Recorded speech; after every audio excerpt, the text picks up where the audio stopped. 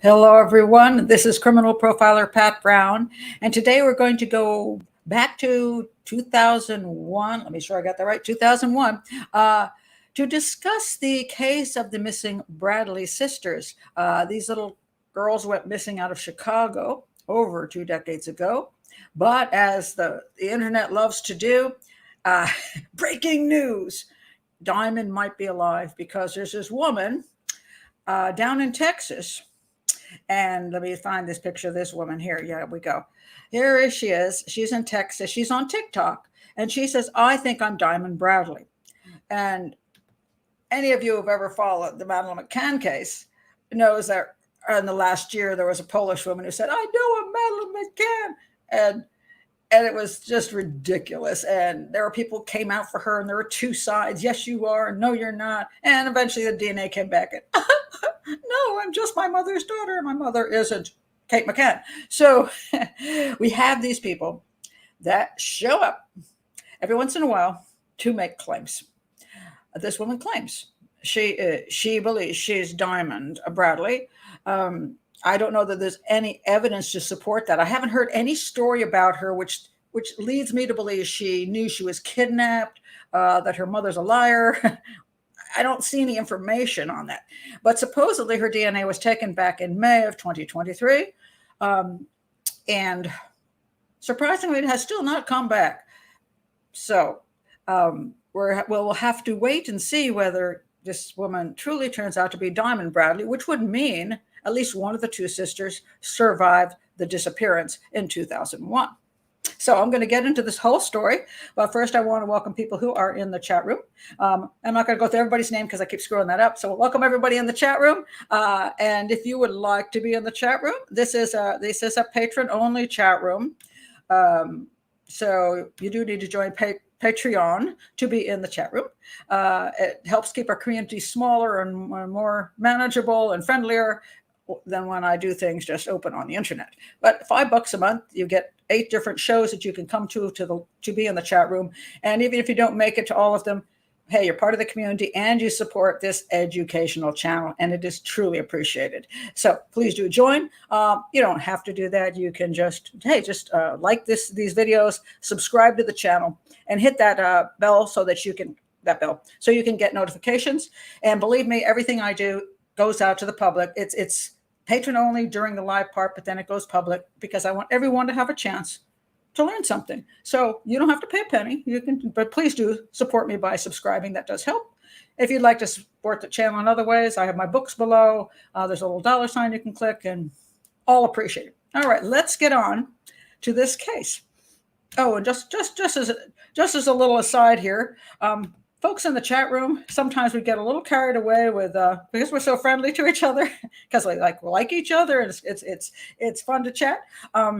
Please do try to keep focused on what the case is about. So if we get too much side chatter, when I go to look to see what you're saying, so I see your questions and your comments, which I love to interact with you. If there's too many just side stories and side conversations, I can't even see those, and I can then not include you in this part of the show where I like to answer questions and see what your responses are. So just keep it to a double roll. Okay. So anyway, what about these girls here? All right.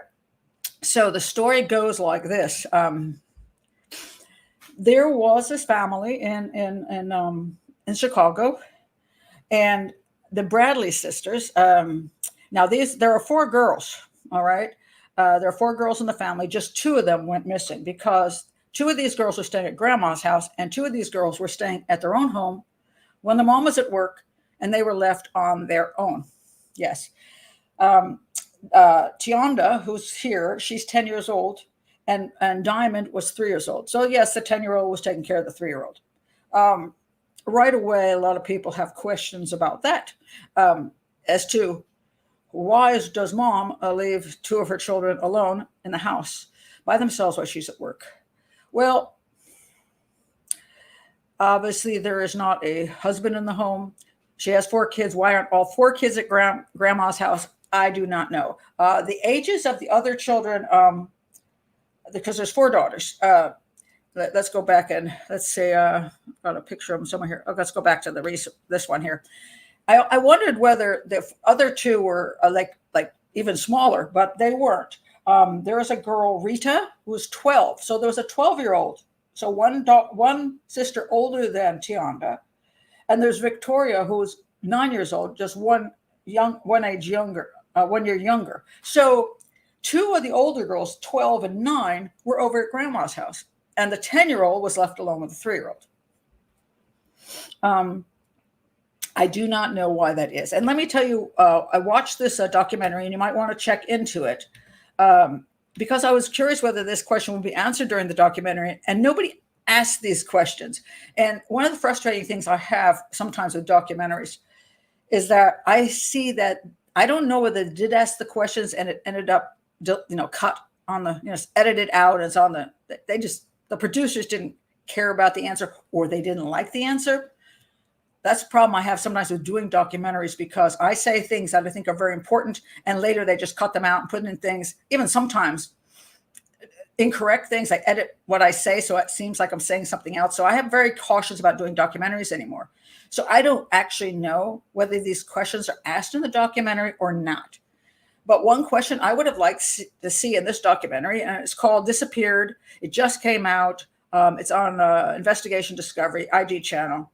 And it's interesting because I talked to the mother a lot. They talked to the aunt of the girls. They talked to in this. They also have the two. Where are they? Here we go. Yeah. So this is the aunt, and she plays an interesting part in this because she has her thoughts on things, and these are the two detectives on the case at the time.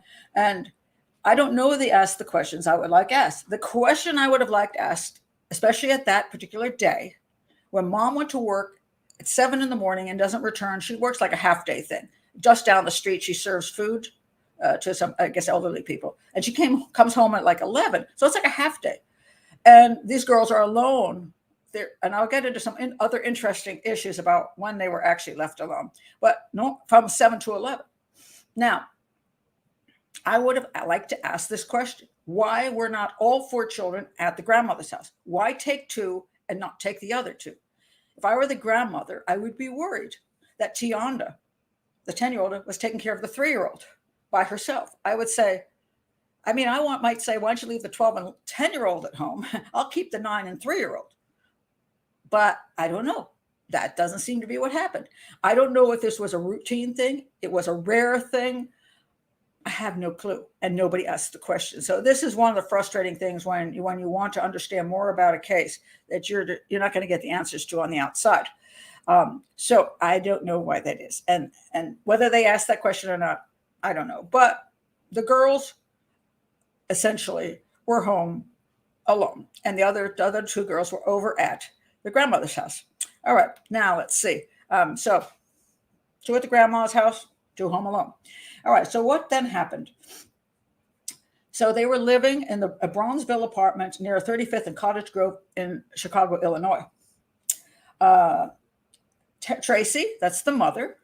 Let me show you another picture of the mother here. Hold on a second. Here we go. And that's the mom, Tracy, at the time. We'll see more of her later on. And these are the 2 little girls that were at grandma's house. And these are the sisters now grown up. And they were also in the documentary. I want to point out just something interesting in the documentary.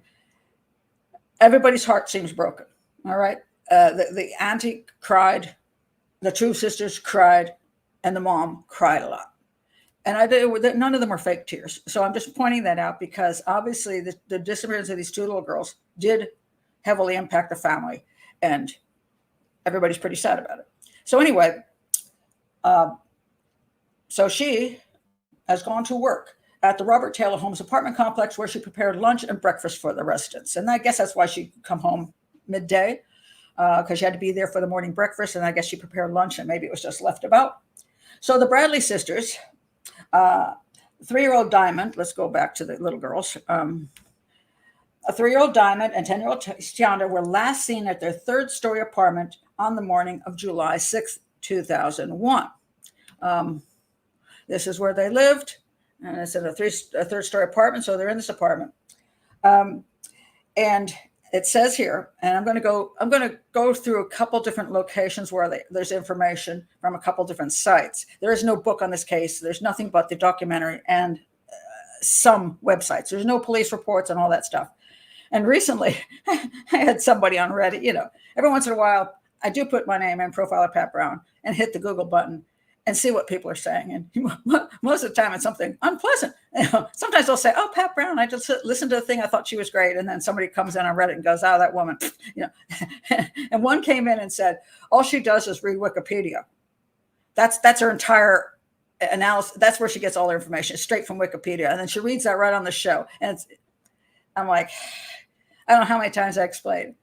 I get my information from as many places as possible. If I can get that from police reports, I do. I look for appeals. If the person's been convicted, I look for the appeals so I can read the appeals, so I can see what the defense case is and the prosecution case is. I will read a book. If there's a book on the subject, I will buy the book and read that book. Sometimes 2 books and sometimes a documentary, sometimes 2 documentaries. I will do whatever I can to get as much information as I can, being a person who's not working on a case. Now, having said that, I think I've done about 8 cases so far that I actually have worked on, and those obviously I have inside information. But, I get what I can. I use Wikipedia as an outline simply because it's got the basics on it, and I don't want to have to spend hours writing up an outline. So I just use Wikipedia for that. There's no Wikipedia for this case. So I'm using the disappeared.com site. But I will bounce back a little, back and forth, so I can point out some things. All right. So this is one claim. Now we're starting out with the issue of claims versus necessarily truth. All right. Around 6 a.m. on July 6th, 2001, Tracy Bradley's boyfriend, George, came to her apartment to pick her up from work. So at this point, the claim is mom was home with 2 of the children. The other 2 are at the grandmother's house.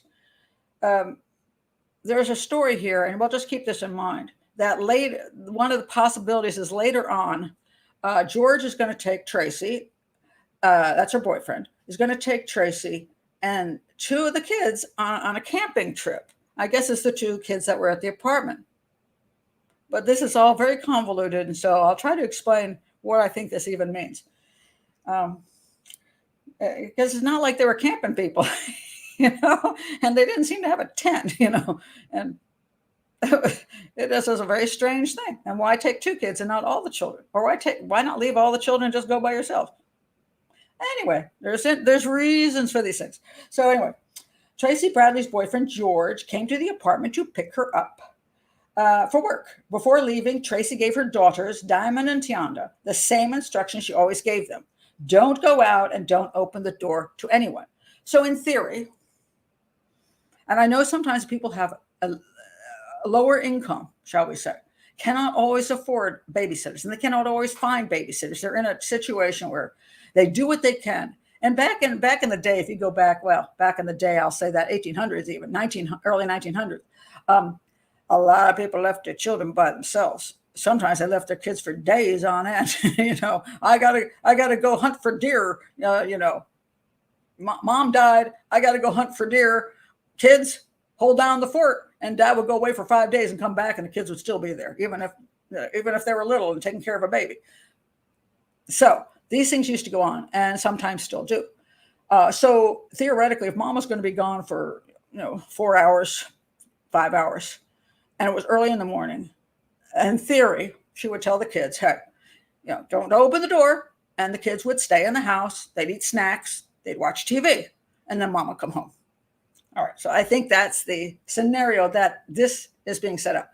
So George, whose name is George Washington, which is kind of funny, because he's George Washington. Here he is. This is George Washington. Here. Okay. And so it turns out he is the father of the youngest girl, Diamond. But at the time that George came to pick mom up and take her to work, she had asked for a DNA test, and he said, "That's not my kid." And they were waiting on the DNA test to come back in. Now, so you can take that into account as far as what may have happened. All right. So supposedly George shows up to take their mom to work. All right. While at work, Tracy called home 3 times between 8 and 9 a.m., but no one answered, which was unusual. Now, this I find interesting. Why was she calling between 8 and 9 a.m.? Theoretically, she just left the kids at home and she's busy at her work. Unless this was a normal pattern, again, a question I would like to ask, was this a normal pattern? She always called home an hour later to make sure everything's okay? Did she call every hour to make sure her kids were okay? Or was there some peculiar reason why this morning she decided she had to call home a number of times? Why did she do that? And I have a theory on that. So phone records do show she called the several calls. No one answered at the house, so that was concerning. Which again is kind of interesting. If she called home between 8 and 9 and no one answered, she came home at 11:30. Now, I don't know about you, but if I had a 10-year-old and a 3-year-old in the house and nobody's answering the phone when they're supposed to answer the phone, I'm going to come home. I can't imagine just sitting at work for another 2 hours and wondering if my kids are dead. But again, maybe she didn't want to lose her job. So at 11:30, she returned home from work and she found a note written by Tionda. There was this note written by Tionda saying she and Diamond went out to the store and to the school playground. And neither Diamond nor Tionda have been seen since. So that was the last time they were seen. This was found. The mother went in. She found this on the back of the sofa. Now, supposedly the FBI has analyzed this note, and Tionda did write this note. However, the family says the note doesn't seem to be something she would have written, because she would have just called her mom and said, we want to go out, even though she wasn't supposed to. And it was supposedly the wording didn't seem quite Tionda, like somebody wondered whether somebody made Tionda write that. All right. And the store that she supposedly was going off to, see if I can find a picture of that. Yeah, here we go. It was quite a, this was a park that she would have gone to play. I guess there's some park around there. And then she would go all the way up there to that store, which is quite a ways to go with a 3-year-old. I mean, 3-year-olds don't walk that fast. And so it was considered kind of unusual that she would, why would she go to the store anyway? What was the point? Did she have any money? And again, I don't have all these details. Did anybody ask these questions? Had she ever walked to the store before? Did she have money to go to the store?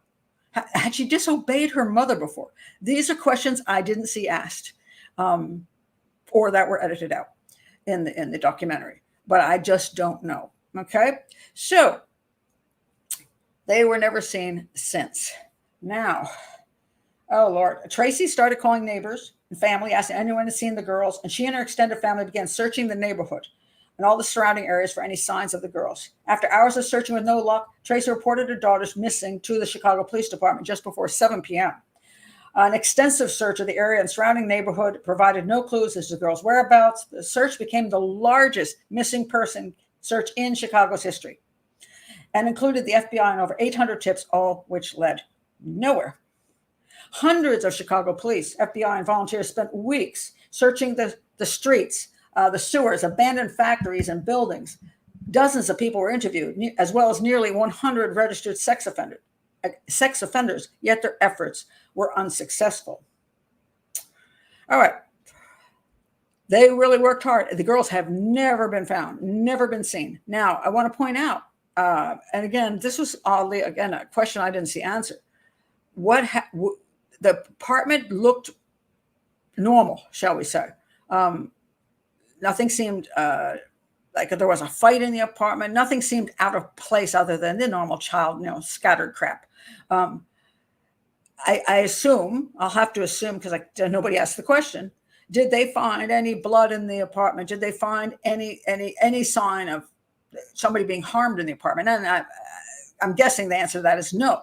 So 2 things happened. The girls left of their own accord and got snatched off the street. Or the girls did not leave of their own accord and somebody took them someplace and then something happened to them. The something happened would be the person killed both of them. The person gave them away. The person killed one and gave the other away. Those would be the options. If this woman in Texas turns out to be Diamond, well, one of them survived. Where the other one is, then one wouldn't know. So these are the basics that we have. Nothing happened in the apartment that shows that, for example, one of the number one one of the number one reasons young children, especially babies, get killed is from boyfriends. And the usual reason is that the boyfriend is babysitting them and the kid drives them nuts. And the kid drives them nuts enough for them to beat the kid in anger and rage and kill the kid and go, oops, or throw the kid, whatever. That's one of the number one reasons. But there's no sign of any kind of anything happening in the apartment that showed anybody beat anybody up. So that's probably nothing. That did not happen. So we down to two things. They left the apartment of their own accord. She left this note, which is in her handwriting, although people say the wording is odd for her. Do I believe that? Not necessarily. I've heard that before, where, they couldn't have written that note. That's not the right wording that they would use, or whatever. But I don't know. I'd have to compare her note to school stuff and other stuff to see whether something is unusual. The family thinks so. Okay, let's go with the family thought that if she wrote it herself, but didn't really want to write it, then somebody was telling her what to write. And I don't have the note. I can't see the note. The note for some reason has been kept by, I suppose, by the FBI and has not been made public. So we cannot see how the note was written. One of the things I'd like to know, for example, is did she start to write a word and spell incorrectly and somebody corrected her, so she spelled it properly then? You could see a scribble or something. Or did she write straight through, which if somebody's dictating, you have to be able to spell, even if somebody dictates, if everything's correct, it's because you know how to spell the word. So I don't know exactly what that note includes, because it's supposed to be very basic. Basically, Mom, we're going to the store and to the playground. Love, Tionda. Very simple note. But why did she write it? And did she leave it there on the sofa and actually walk out the door of her own accord? Or did somebody tell her what to write, leave the note for your mom, and let's go out? We see no sign of violence, and who would be there? Okay, so this is where things get a little more interesting. All right, now there's supposedly, supposedly a phone call that was made on the morning the girls disappeared. Tionda supposedly left a voicemail on her mother's cell phone at 8:30 a.m. saying George was at the door and she asked for permission to let him in. Tracy didn't get this message until after her daughters were already gone. All right. Now, the question about who this George was. There were two Georges. One is the George that her mother is dating, and the other George is actually a good friend, lived right across the way. But then nobody ever called him George. I think they called him like Porge, like Georgie Porgy or something like that. Nobody ever called him George. It was like Porgy. I don't know if I have that right, but and so she wouldn't have said George, but that guy's name was George. So anyway, the theory is that she's talking about the boyfriend George. And there's another statement somewhere that she said George is here with a cake because it was one of the older girls' birthdays. And some of the questions on the cake issue is, why would they be going away on a camping trip with the two of the girls and leaving the birthday girl alone on her birthday and just toss a cake at her? That's a little weird. So this phone call, however, is a little strange because, well, the note again is in the possession of the FBI, but this recording also seems to have gone missing. And some say the FBI have it. The police say they do not have it. The aunt during the show says she has a copy of it, a copy of the voicemail, but it's in a place where she can't access it because if she tries to access it, it will erase it. It makes zero sense whatsoever. And I'm like, what? And again, we don't have the right questions. If I were those two detectives sitting there, I would say to her, okay, got me confused. Are you telling me you cannot play this? Because if you touch the play button on whatever it is, that it's going to automatically erase. Can you explain how we bring in specialists in electronics, that they are not going to be able to hear this? They never really asked her the question. They let her fudge around with it. And I was like, I don't understand this. So the question then comes down to, does this voicemail exist? And supposedly also this recorded message that was left on the mom's voicemail was not made from the house, but made outside the house somewhere. So this is all extremely confusing, and I don't have answers for it because I can't get those answers. All right. But the girls have never been seen again. And it certainly doesn't seem to me like they left their house on their own, because this whole thing about this George is here with a cake. Now, is it possible? Now, let me stop here. Is it possible somebody else had them and Tionda was told to call her mother's voicemail and claimed she was at home and claimed that somebody had George at the door of the cake? Could this be a fake? It's possible, although this note was left at home. Then again, we don't know when this was left at home.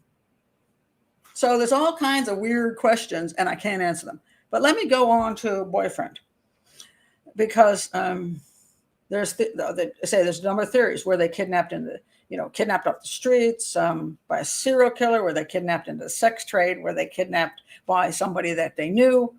What happened to them? Okay, let me read you the next part, because this is where it gets interesting. So let's go to boyfriend. So George, who they said was at the door.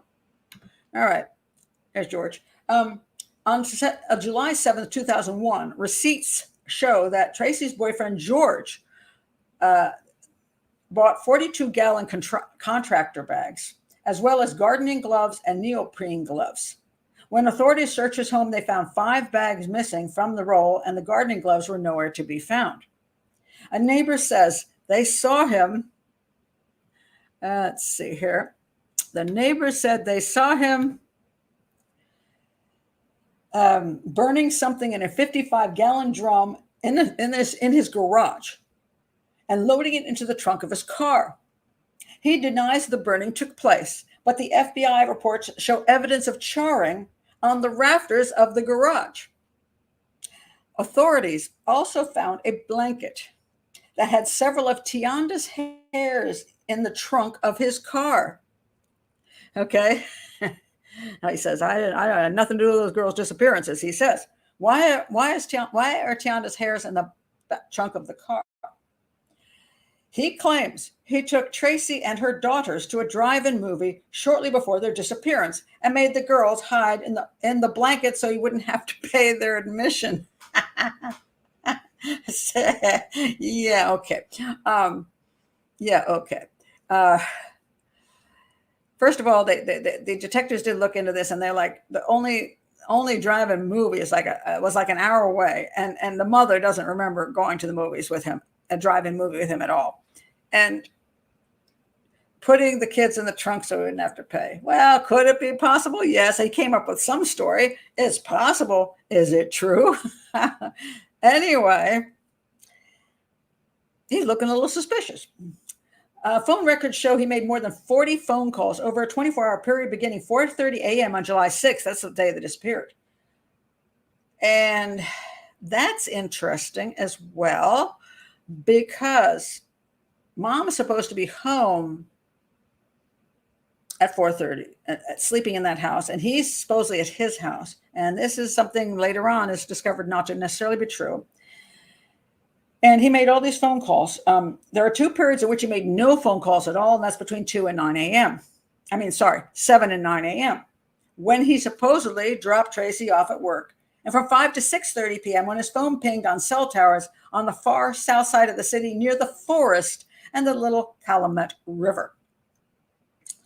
George denies being involved in the girl's disappearance. He hired a lawyer after he said he was ganged up on by authorities and the media. Police have not named any suspects in the case and say all friends, family, and acquaintances remain persons of interest.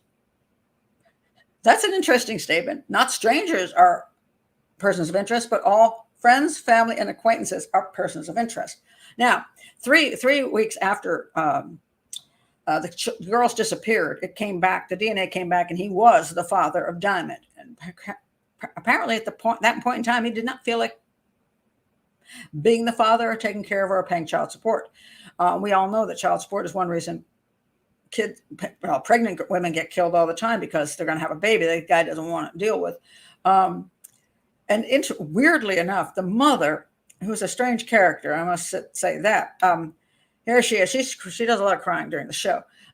She apparently says, and I saw this in the show, and I could try to find information on it, couldn't. She basically says that a couple of years later, she had another kid with this guy, who she named George Jr. And I suppose he got custody of that child. And I'm like, okay. Let me say something about mom. What they didn't go into in the show is what kind of mom was. All right. She had a couple arrests in her life, but that could be very meaningless. On the other hand, she could have substance abuse problems that we're not hearing about. We don't know what she's been doing, how she survived, who those 4 kids belong to. George was a married man with other kids, and she was messing around with him. So I don't know. All I can say is her sister during the show went off and said, when I found those girls were missing, I just want to chuck her across the room. She was pissed. So I think she knows that she blames the mother for what happened to those girls. And the mother, I don't think the mother killed the girls or anything, but I think the mother feels responsible for what happened to them for one reason or the other. Now, with the information known, I'm going to read something to you, and then I'll get some of your comments here. So this was just kind of funny. So I didn't remember this case at all. I mean, and so I put in the Bradley sisters, blah, blah, and to get up to see what other information I could get. And I came up with a transcript from CNN, from Nancy Grace. And so I'm reading the transcript, and she tells a story, and then she goes to Mark Klass. And Mark Klass, she goes, what happened to those little girls? Mark Klass, it's very unusual to me. You're the expert. For 2 girls to be taken at once, how unusual is this? So anyway, so now Mark Klass is going to answer this question. All right, so I want to put the 2 little girls back up here again. I'd like to see them, the 2 little girls. Okay, so Mark Klass says, it is very unusual. And I think there's a couple of scenarios, a couple of things that present themselves and can be learned from here. Number 1, there is a very small set of perverts out there who would enjoy the company of children this age. So they very well could have been trafficked out. I get so annoyed in this kind of stuff. First of all, if you're paying attention to the evidence, there's absolutely zero evidence they've been trafficked. And it's extremely rare in the United States of America for any children to be trafficked out by kidnapping. Now, could the mother have sold them? That's more possible, because some of the trafficking stuff happens and usually it's not that they sell them. Usually it's I need drugs, therefore you can have sex with my daughter type thing. In other countries, kids are kidnapped into sex trafficking. This is not one of those places. And I wish people would stop pressing that out there. Every time a kid goes missing now, a child's been kidnapped into sex trafficking. No, they haven't. Most of the time it's the non-custodial parents take children. A few times when they actually go missing or murdered, it's because of serial killers.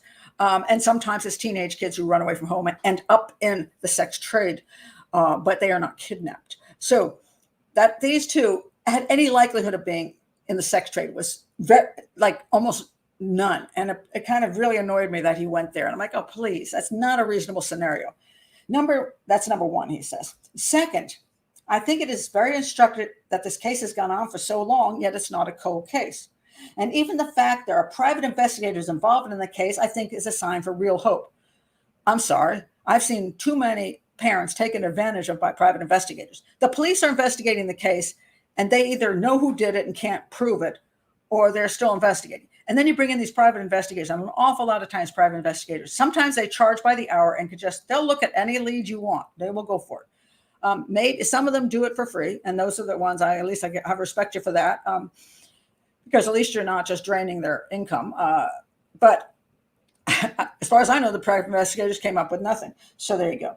But that's a sign of real hope. I'm going to real hope for what? And I hope, he says, that people who have long-term missing would learn from that. I know everybody can't afford it, but in a case like this, where there's a $30,000 reward, perhaps if a PI was able to crack the case, they could take the reward. However, not any PI will do. You will find either an individual, you want to find either an individual or firm that has experience in searching for missing children. Now, he's right there. I will agree with Mark Klass there. Because you get too many people who search for missing children. That's not what their skill set is in. When the Madeline case came up, they hired some real crackpot PIs out there in Portugal. And it was ludicrous. And it's like, why would you hire these people? Well, I think they hired them because they really weren't looking for Madeline McCann, but that's a whole other story. But if your kid goes missing, then you really do want somebody who's experienced in that. And hopefully he's had a law enforcement background so that they can use those connections within law enforcement without having restraints. All right, fine. So on and so forth. Okay, so he's basically saying missing child. He's saying two things. One, they've been sex trafficked possibly, and two, that somebody's out there. You can get somebody out there and look for these girls. And so I'm like, then Nancy Grace says, what about it, Pat Brown? And I'm like, oh, I was on that show. I did not know. And now I'm like, what stupid thing am I going to say? Because this is years ago, right? And I don't even remember being on the show. So, and it worries me because a lot of times when you do television shows, they send you information, but they just send you something. Sometimes like 30 minutes before you go on air, they'll send you something and you're on your cell phone going, okay, that's what they're sending me. And then you get on and you're supposed to answer these questions. And half the time you feel like, well, I'm really working in the dark. So I'm like, what dumb thing did I say? So Nancy Grace says, what about it, Pat Brown? Pat Brown says, I think in this case, the PI is going all over the place, chasing down a bunch of scenarios that are ridiculous. I think Miss Shayla, that's the sister, aunt, is exactly right on the money. She believes that this is not a strange abduction. I believe it is not a strange abduction. I believe that goes right back to those Georges. And my guess is George Washington, the father of Diamond, they ought to be looking at him. And they ought to be looking in Indiana, where they supposedly were going camping. Why would that state come up into anybody's mind if they've never camped there before? Indiana, look over there, and they're not going to be found alive.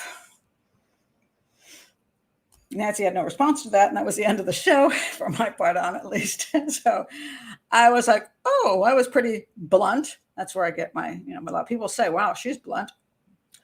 Because I looked at this years ago, and it was so flaming obvious to me. I mean, it just was. I mean, without knowing every other detail, you can't get past the fact that these girls appeared to have left with somebody they knew. And that somebody was most likely George, the father of the little girl he didn't want, who was later seen burning up crap in his garage. And I don't even know if I knew he was burning up crap in his garage at that time. And had this strange camping stories. And where was he running around near the river in Indiana later in the day? That guy's squirrely as hell. And I think I have a couple of statements he made too. Let's see. Oh, he confirmed he took work. The boyfriend confirmed he took Tracy to work that morning, but denied showing up at the apartment later when the girls allegedly called their mom to say someone was at the door.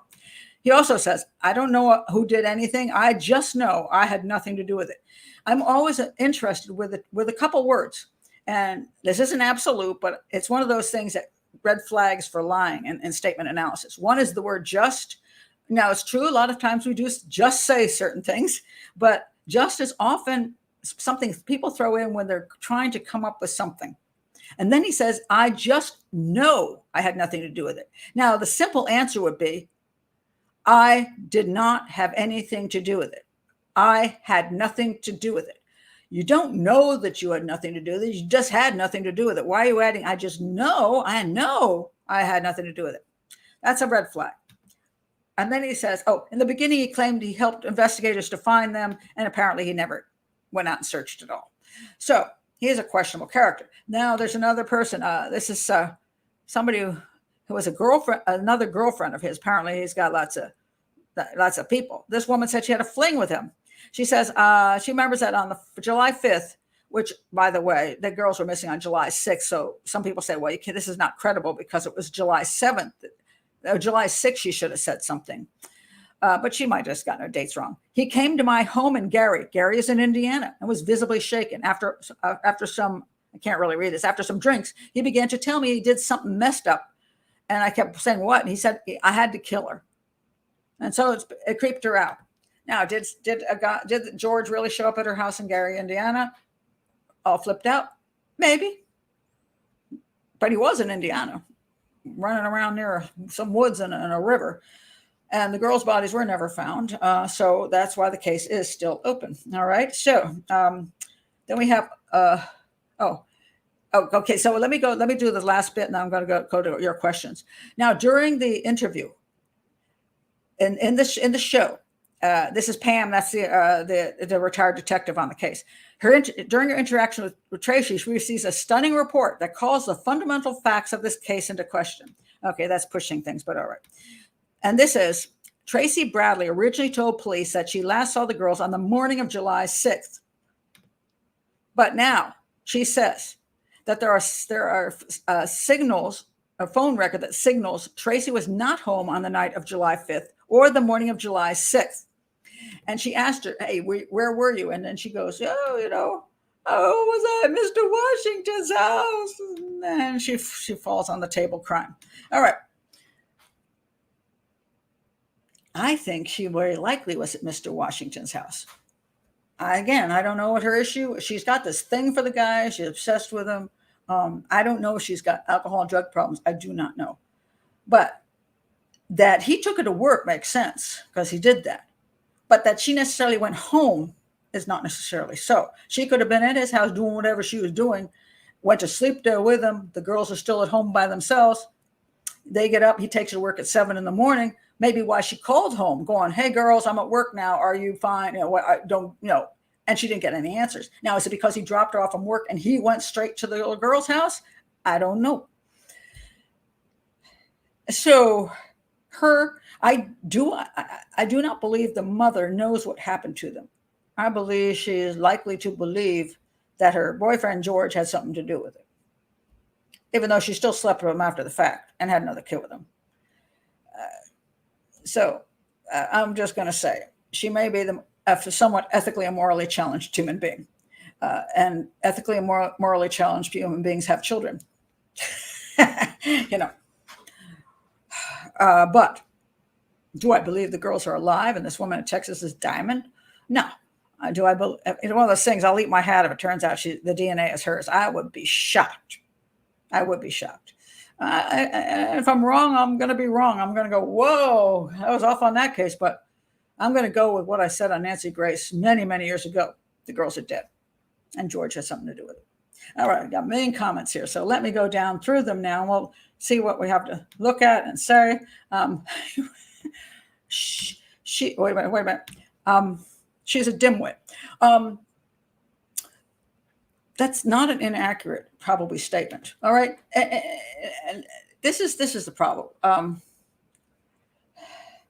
We would like to believe that every child in this world was born to a person who planned to have those children, a person who, first of all, had a safe home, perhaps a good mate, so that they had someone to raise the children with. And the two of you sat down and said, what about having children? And you made that decision. You said, do we have enough money? Do we have a proper home for them? Blah, blah, blah. Do we have any issues? Like, are you on drugs? And we make those decisions based on we're in a safe situation. And my rule has been, and I'll say it again, because anybody who ever hears this, especially if you happen not to be one of the older viewers of the channel and are actually in your 20s or something, I told my kids over and over again, never have a child out of wedlock, because whoever child you have, that person, whoever you have that child with, that you're stuck with that child being the mother or father of your baby for the rest of your life. And every one of their boyfriends and girlfriends is going to be in your child's life. And it's going to be a mess, and you're going to have to deal with it. Don't do it. I said, make sure you're married. And I said, try to wait 2 years before you marry them to see if they're the right person to be married to. And after that, wait 2 years before you have a child to make sure they're a keeper. So far, so good. And my daughter laughs about this, and she goes, after she got married, and she's been married twice. first marriage, and I liked her first husband too. So it's just one of those things. Didn't work out. But she had put a thing above the bed, said, take your pill. And she waited the 2 years out, and they ended up divorced. Thank God that she never had children. And not that he's a bad guy, but she didn't have to deal with all that mess. She married again. She waited. She had her child with the husband she's with now, and she's been with for many years. And my granddaughter's now 9 years old. So, but they were, and when the second time around, both of them had good jobs. They had a home for the child, and everything was good. So at least they brought the child into being in a safe situation with two parents, grandmother next door, grandfather over there, his father, not my husband.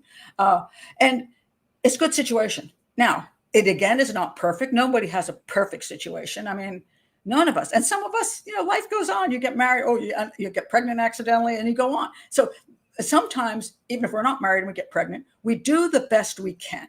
All right. There's the optimum situation, and then we do the best we can. And hopefully we have enough going on in our hearts that we can raise our child well, even if we're a single mother or a single father. And even if we have to share custody, we do the best we can, and the child still grows up okay. And sometimes, the two older girls here, I don't know what their lifestyle is like, but they seem like nice people. Maybe if this hadn't happened, all four kids would have grown up fine, in spite of the mother being what appears to be, as you call her, a dimwit. She doesn't seem to be the brightest. It's true. She doesn't make the best choices. But, if this hadn't happened, these girls might have grown up perfectly fine. And sadly, they didn't get a chance to. So, sometimes that's the way it goes. Maybe mom, Hannah says, asked George to check on the kids as he often drove her to work. Possible. That is possible. And then he made a determination when he was there. Now, I don't understand this thing about George is at the door with a cake. And I don't know the accuracy of that at all. So maybe she just said, George is here. And mom said, yeah, he's just checking up on you. But she didn't actually get the phone call, which I don't know why. She probably didn't answer because she was working and the call went to voicemail. And some people, even when they pick up their phone again, they don't necessarily check to see that there's a voicemail waiting. They just go straight to making phone calls and don't pay attention to that. 2001. I'm trying to remember. Oh yeah, we had that's definitely cell phone territory. I'm trying to remember back to the days when you had like a machine of answering machine thing. So let's see.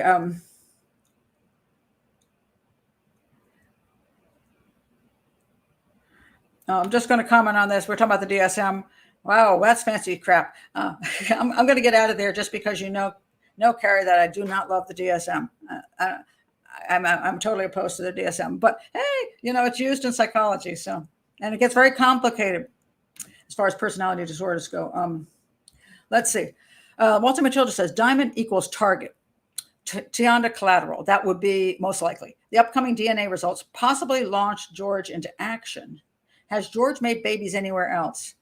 I do not know. And the DNA thing, George, no. I don't know when George said whatever he said, but I don't know.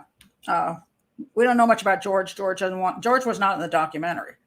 He's like, yeah, I'm not doing that one. Regrettably, it seems George Washington, unlike his famous namesake, could tell lies. A lot of them. Well, we do not have proof of that, and this is true. This is where investigations come into play. Do I know that George didn't go to a drive-in movie an hour away and hide the kids in the trunk? Now, mom doesn't remember that, but that seems like mom doesn't remember a lot of anything. So consequently, could it have happened? Yes, it could have. People do some squirrely things, I'm telling you. And parents do some squirrely things. So when we look, who would do that? I remember sitting with my sons. We were just chatting with an old friend of his, one of the kids that he had grew up with, the kids from the neighborhood. And this was when they were young. So the kids were sitting there chatting, and we were talking about people going to hotels and how some people stole towels from hotels. And their little friend said, that ain't nothing. My dad, when we leave, backs the vehicle up to the motel door and carries out carries out all the bedding and the pillows. And we were just sitting there going, "Oh, wow, that's something we shouldn't probably hear about," And I'm like, didn't make us think a lot of his dad, you know what I'm saying? But his dad was a thief, a big fat thief. I mean, who does that? Well, apparently his dad does that. Who hides kids in a trunk to go into a movie theater? Could be George Washington. So I don't know that George Washington is lying about that. As far as burning stuff up, did he lie about that? Okay, they found some charged stuff in the roof. I don't know. I wasn't there. I don't have the police report. Could he saying, "Hey, I didn't do that. I was having, maybe he told me he was having a barbecue right outside and some of the smoke went up or whatever." Oh, who knows? Maybe that was something that happened a long time ago. I don't know. I don't know that George Washington is telling any lies at all. I'm just going to say, of all the characters around, the one with the most motive and the squirreliest behavior is George Washington. And the girls were never found again. And the camping trip thing really bothers me. It seems like, why would you go camping? And now I wonder, why was he was going to take these two kids and the mom camping. What happened? Why didn't they go camping? If that's what they were going to do, and there was a purpose in it, let's say the purpose was to lose this child during the camping trip. Like the child could drown in that river accidentally while they were just, hadn't paid attention. Mom was drinking and in the tent, and that one run off to the river and drown. That would have been a, pretty good move to get rid of that kid. That's the only reason I can think of a camping trip, because none of them were into camping. I just thought it extremely odd. And also all the kids said, we never spent any time with George. George had no time for any of us. So it wasn't like he was that, the stepdaddy coming in and taking the kids out for ice cream and hanging out in the evening. They said we never spent any time with him at all. So again, did he leave two kids at home and take two kids to the movie theater, or just one kid? So the fact that suddenly George did things with the kids is unlikely, or was going to do things with the kids is unlikely. So I'd be all over that, guys. There's the number one suspect. I sure would. George refused to pay child support for Diamond. He denied paternity, and Tracy sued. Diamond's disappearance occurred before the results were available. Yeah. I'm pretty sure George knew he was the father of that kid. And he used to, children, if he's psychopathic and he's having his little affair with the mom, Tracy, and then she has, gall to get pregnant because he doesn't know how to use condoms. And now he's got a problem. He's got to deal with it. First of all, his wife's going to find out about her, which oddly, supposedly, she actually said she was named after his first wife or second wife. I don't even know. Diamond. I'm like, what? Why would you name your kid after somebody's wife? Anyway, woman's got issues. And then, this child is going to be a problem. And if he's got no affection for the child, and this child's already 3 years old, it took 3 years for her to do a paternity test? What the hell? Is it because she thought, hey, why aren't you supporting my kid? Why aren't you coming around? Oh, yeah, it's all very squirrely. Sarah says, no one goes to Indiana unless they have to pass through it to get there someone else. Especially Gary, Indiana. You're right about that. You're right about that. Oh, that's fascinating. Waltzing Matilda says, I saw a wildlife documentary about lions. The presenter stated, lions make excellent fathers but terrible stepfathers. When a male lion takes over pride, he kills all the living cubs that same day. Fascinating. Wow. Well, one of the boyfriend issue, especially when the boyfriend isn't actually the father. And, so in this case, George was the father of this kid. But I've always pointed this out. Your own children, parents have even difficulty with their own children controlling their frustrations and their anger.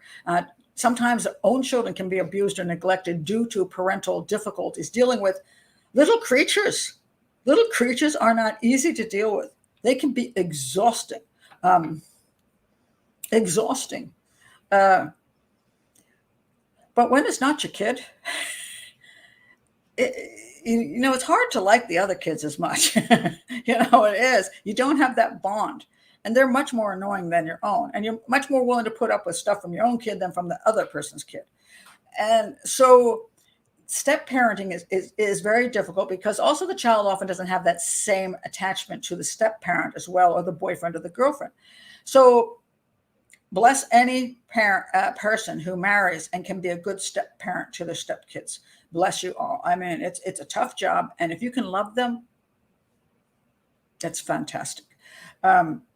But I'm going to say a lot of times that's where the relationships have great difficulties. And I've often said to people, if it's a really much wiser idea to let your children grow up and then get married again. Just keep the step parents out of your kid's life if you can, because oftentimes it causes so much trouble, especially if the parent of the child is still alive. Sometimes if the parent is deceased, then that step parent can take over the true role of mother or father to that child. But if that other mother or father is lurking around and there's going to be that constant war, it gets difficult and it doesn't go well sometimes. So yeah,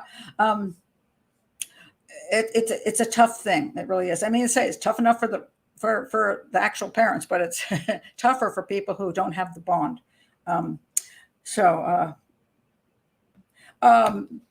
Rose asks a question. So we don't actually know when they went missing. The answer to that is we do not. In theory, it would be the last time they were seen. And the last time they were seen was, I don't know the answer to that question, because that also was not asked on the police report where anybody actually questioned. Apparently, the mom was not very cooperative with the police. So that made her very suspicious. But also, she's probably worried about social services because she left the kids alone. So, and she may have had a bad past with the police and social services previously, which is why she's not cooperative. And she may have a drug or alcohol habit, and again, not cooperative. We don't exactly know when they were last seen. We do not. If the mother did not come home, those children could have disappeared from any time if they were actually alone. Let's say mom, these girls were at the grandmother's house, and let's say mom was over at George's house at, let's say, 7, 8 o'clock at night. In reality, those girls could have disappeared that night and not the next morning. The note on the couch could have been written the night before, for all we know. Now, the phone call, that mysterious disappearing phone call, was supposedly made in the morning, but not from the house. So the question is, where'd that phone call come from? And does the phone call exist? That is the most bizarre thing. And I can't understand why nobody understands the answer to that. It either exists or it doesn't exist. Even the sisters said they heard the phone call. The aunt says she heard the phone call and had that copy of it that she doesn't somehow is not able to share. Some part of me says, are you just trying to claim they said George so you can pin it on George? But the other part of me says, well, the police must have heard this too. Or did they? I don't know. It's really bizarre, and nobody asks the right questions, and it drives me crazy. I like good questions. Let's see. Karen says, I agree with your assessment. Many people will forsake even a child we love for a man, and this is also very true. Going along with a strange story and believing a less incredible story, it is sad but likely what happened. We do have women who will indeed sacrifice a child for their lover. They have to have that man in their life so badly. If he beats and kills their child, they're okay with that as long as they can still be with the guy. That is true. And so, to me, the strangest thing is the other question they didn't ask her: who produces these documentaries? I tell you, my question straight to the mother would be, do you think George killed your children? They didn't quite ask that question. And then she said, well, he could have. Then I would have said, at that time, did you think George killed your children? Why would you go ahead and get pregnant by him again? At least that seems to be what she indicated, although I find no evidence anywhere on the internet that she got pregnant by him, that she had a child named George Jr., and that he got custody, and I don't know why he got custody. So where are the questions? How old is this kid now? Where is this kid? Why did you lose custody? I would like to know all these things. But for agendas, documentaries always have these agendas, and maybe they don't want to like make the mother look terribly bad. They want to keep her, a person that, is a victim. But how much of a victim she is? Well, she didn't plan those children's deaths, and she didn't realize George was going to kill them. She is a victim. She's just not a very bright victim, and she didn't take good enough care of her children to prevent them from being harmed. That is problematic. Let me show you this picture. So to this day, this is part of the show too. They're showing every year. They have these barbecue or picnic and whatever, and they have the shirts with the children, missing children, still looking for these children. They have this portrait done up of the girls as they might look today, still holding out hope that these children are alive. Now, back when I did Nancy Grace, apparently the aunt said she thought they were dead, which is why I agreed with her. Now she's going, well, we're still looking. And I'm like, and why? I don't know. People, it's like, in order to keep the hope alive, we're just going to look away from what reality is. I find it, I don't know. If I was a parent or I had a missing child, as my nieces were missing or something, maybe I'd feel the same way and keep doing this just in case. Maybe that girl in Texas really is Diamond. Maybe it's true. Maybe she is the girl. Maybe I'd want to believe that. Let's see.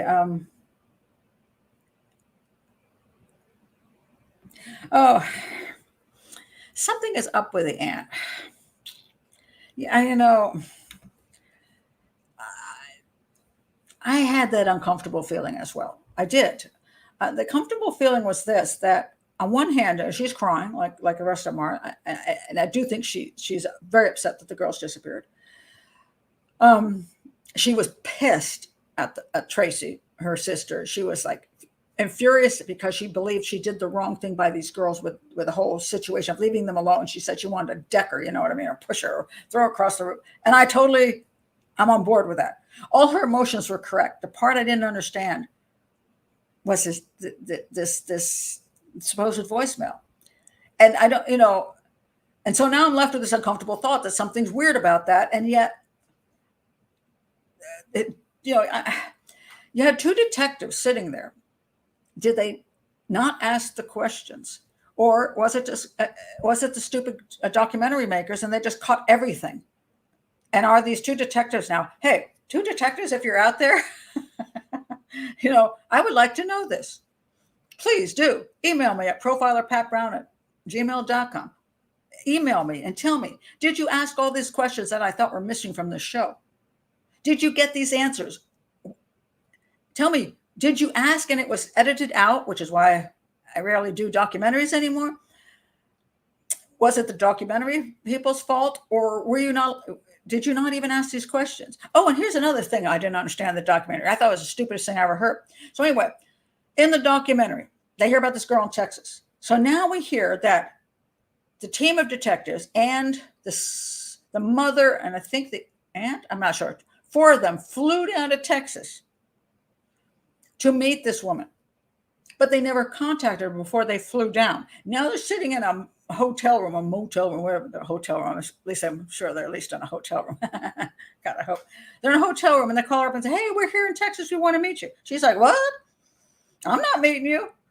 And they're like, well, you got the DNA thing out. We thought you'd like to meet the woman who might be your mom. And she's like, I'm going to wait till the DNA comes back. Are you kidding me? You flew to Texas and we don't even have the DNA back. So the woman who claims thinks she's Diamond had the sense to say, why would you do this prior to the DNA proving I am the daughter?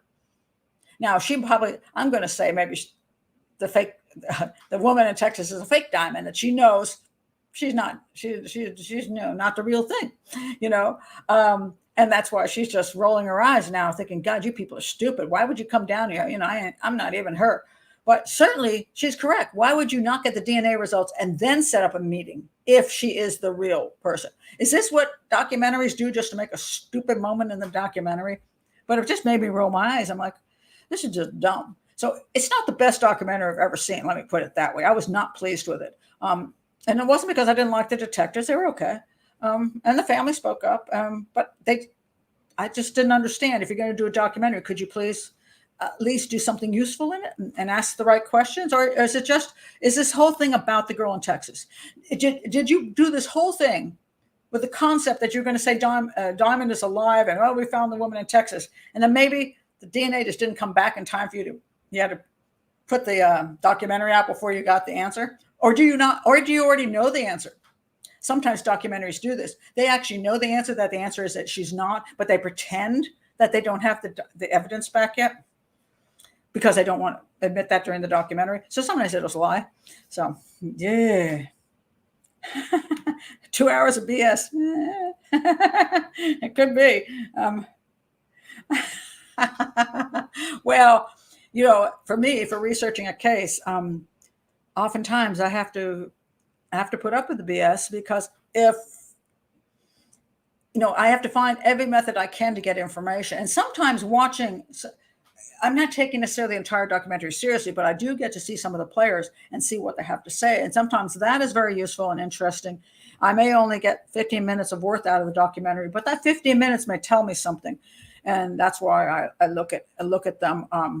Now, there's people who tell me I should, in the case, for example, Karen Reed, there are people who say, well, did you watch the 100 documentaries of Turtle Boy? And I said, I will kill myself before I ever do that. I mean, first of all, he's a fraud and a grifter. I'm sure as hell not going to waste 100 hours of a stupid YouTube channel. You know what I mean? I'm not going to. I have to limit my time, even when I'm doing research for a show. This is an educational channel. I'm not here to solve the crime. If I were trying to solve a crime, maybe somebody should hire me. Or if I were going to write a book and they've given me a $200,000 advance to investigate something, I will then spend 40 hours a week, because I'm being paid to investigate. And I will do every possible avenue that I can. But I'm doing a YouTube show where I'm trying to teach people about how things work. I have a limited amount of time. This is a full-time job. I'm not going to spend 80 hours a week trying to understand one thing because somebody tells me I should. I'm going to put enough effort into it to be able to do a show so that people can learn something. And that's the point of it. He's a piece of work. He's a piece of work. What can you say? There's some people out there, and he's got a huge following. So, hey, let's see. That's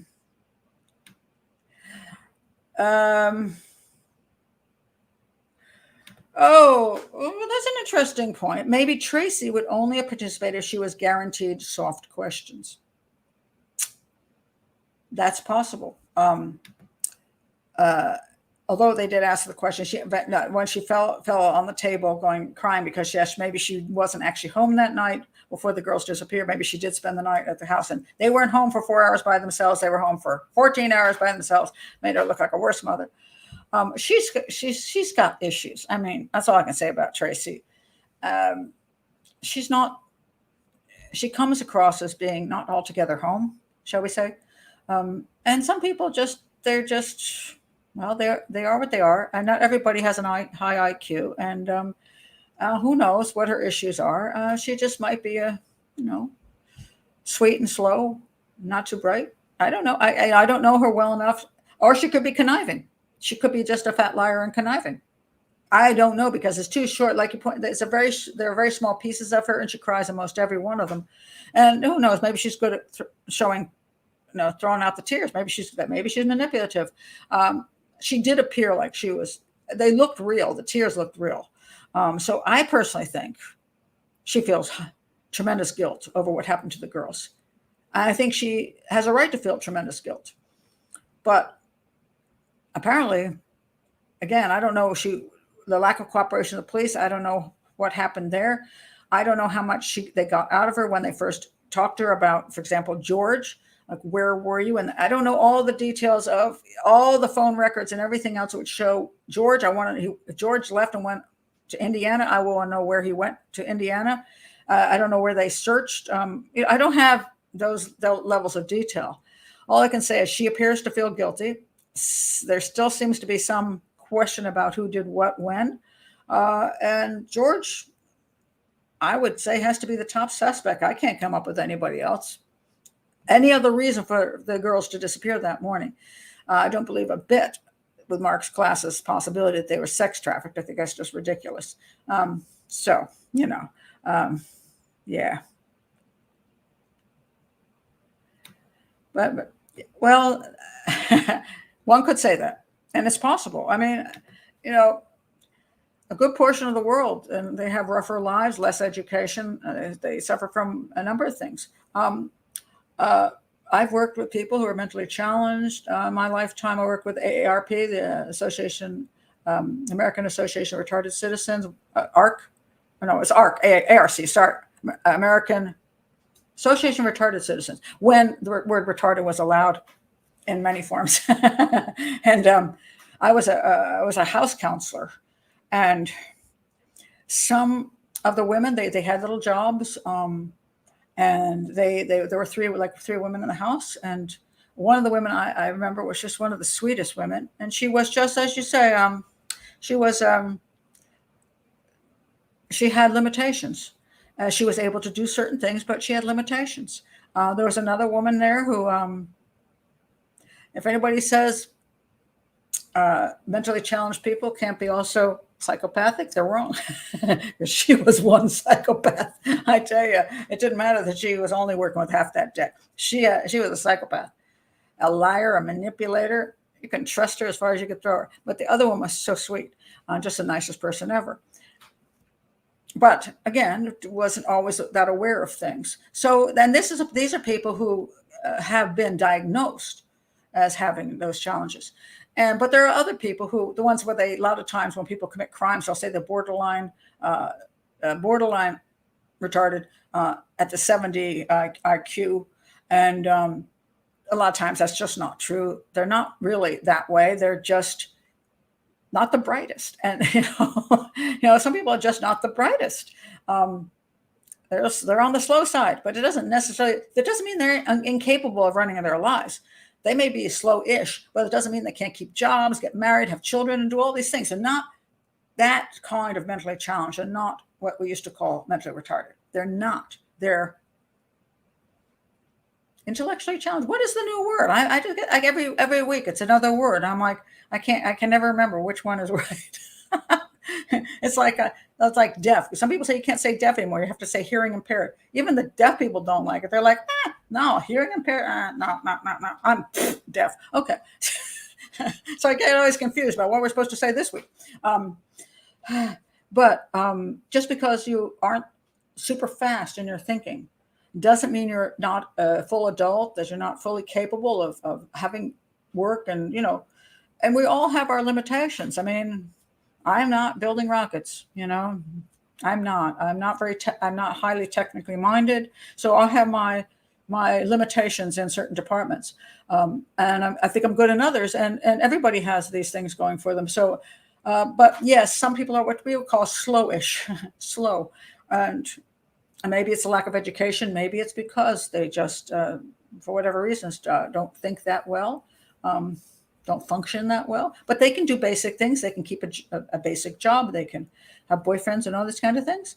And people who are, intellectually challenged, mentally challenged, what do you want to call it? They can some of them are, they get married and have their lives. They need help, with certain things. But so I don't know what her issue is. And, I didn't spend enough time with her to know what her issue is. So is she covering for George? Is she just not altogether that aware of things, or does she sort of know but doesn't want to admit it?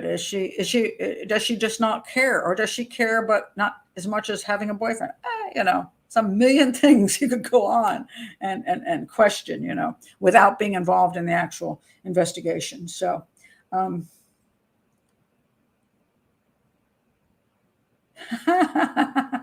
congratulations, Sarah. Beat all odds, got 2 college degrees.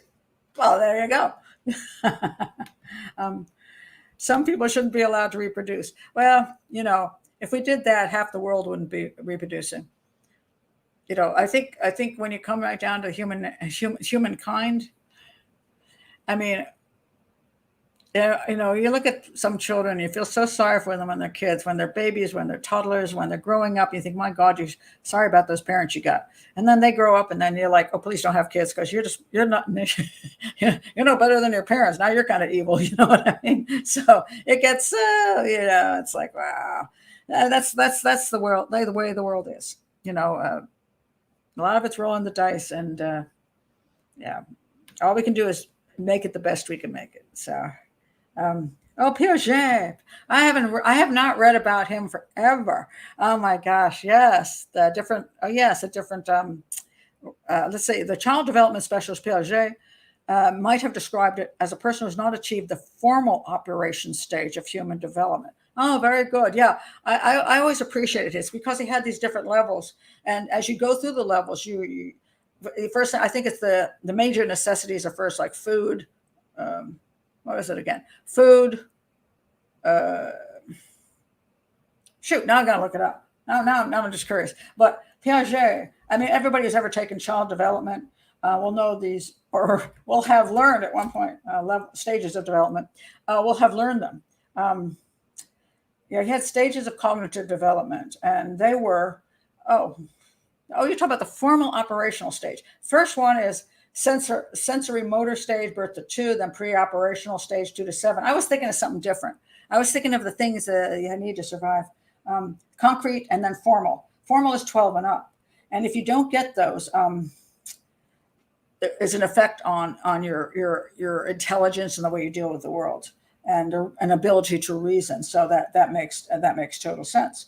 I haven't read this in absolute years. It says, although no stage can be missed out, some people never get to the final stage.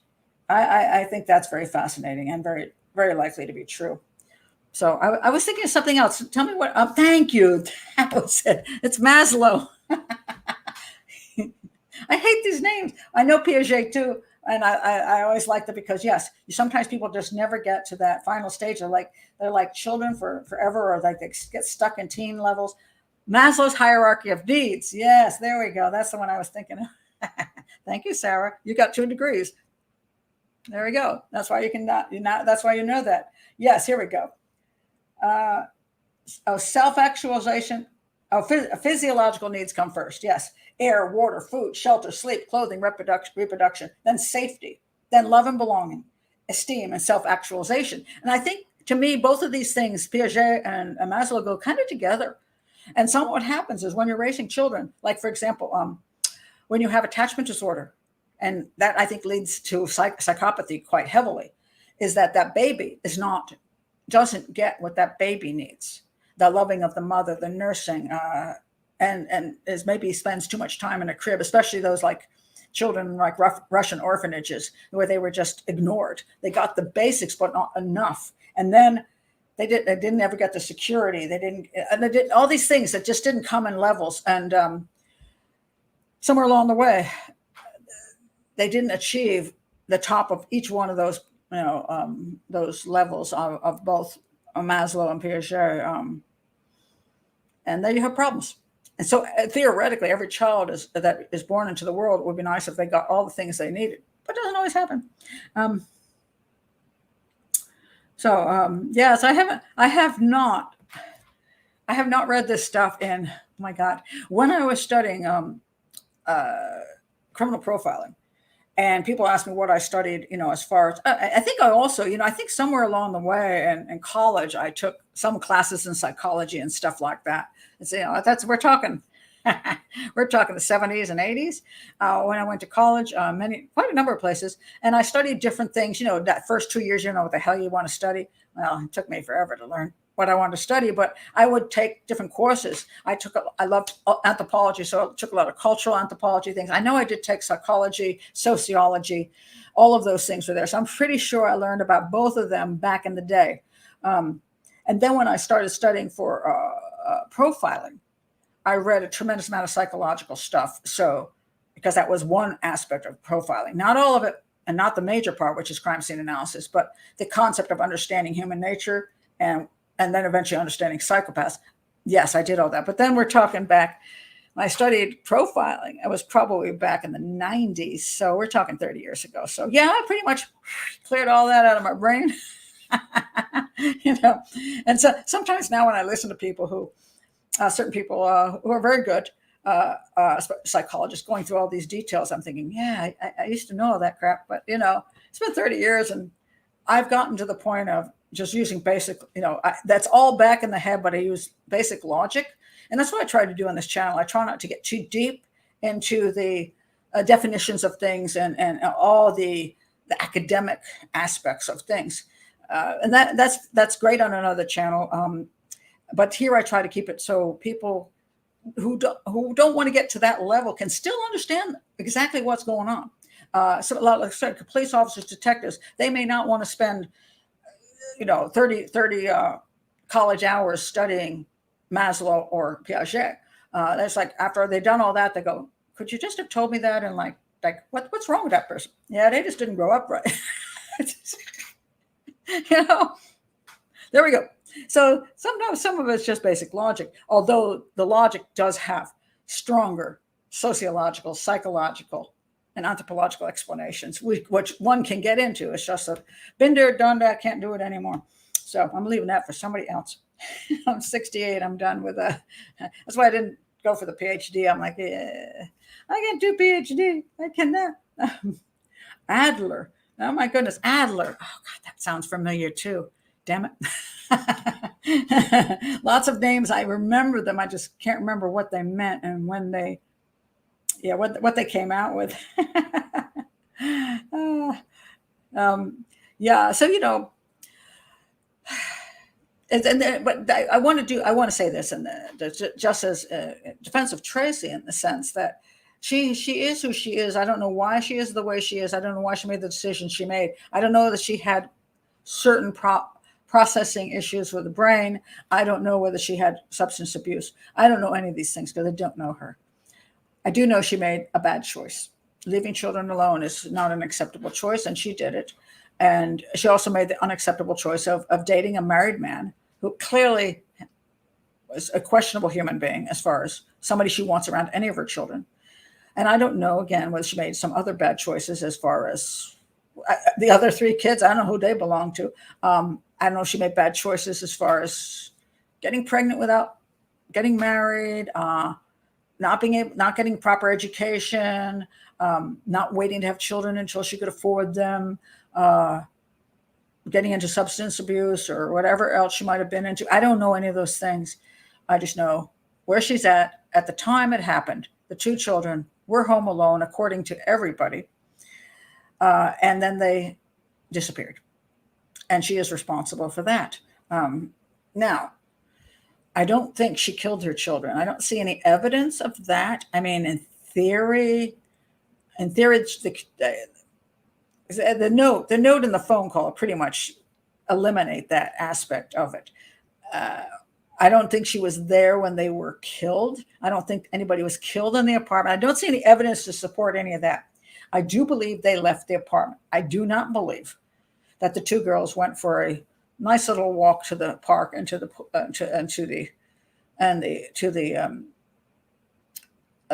store and got kidnapped along the way by some serial killers. I don't buy that. And George Washington has way too many questionable things about his whereabouts, that he might have shown up at that door, being the one who knocked, the burn barrel, the hair in the trunk, the fact that he was likely wanted to get out of child support, the fake camping trip. I mean, there's a lot of reasons to look at George as likely having done something to the girls. Now, why the police never brought him in, never arrested him? Now, was it just because they didn't have any bodies? And that may be the factor. You can arrest people without bodies, but if there was like blood all over the apartment, I think they could have arrested them, but they didn't have that. So they could not prove that the girls did not leave the apartment on their own and somebody else kidnapped them. I think they could not prove that. And if you go to a court of law and you get your jury in there, and even if I were on the jury, could I find George Washington guilty in spite of what I think about him? And what I think is probably true. Can I find him guilty in a court of law with the evidence that does not seem to exist? And the answer to that is no. I would have to find him not guilty. So I think the police were waiting and waiting and waiting to find the bodies of the girls. And they just, in 20 years, have never been found. If he got rid of those girls, he did a damn good job of it. A really good job. So, where they were, don't know. What was burned in the burn barrel is also another question. Some people think it's just clothing. I don't know. That's 2 bodies to get rid of.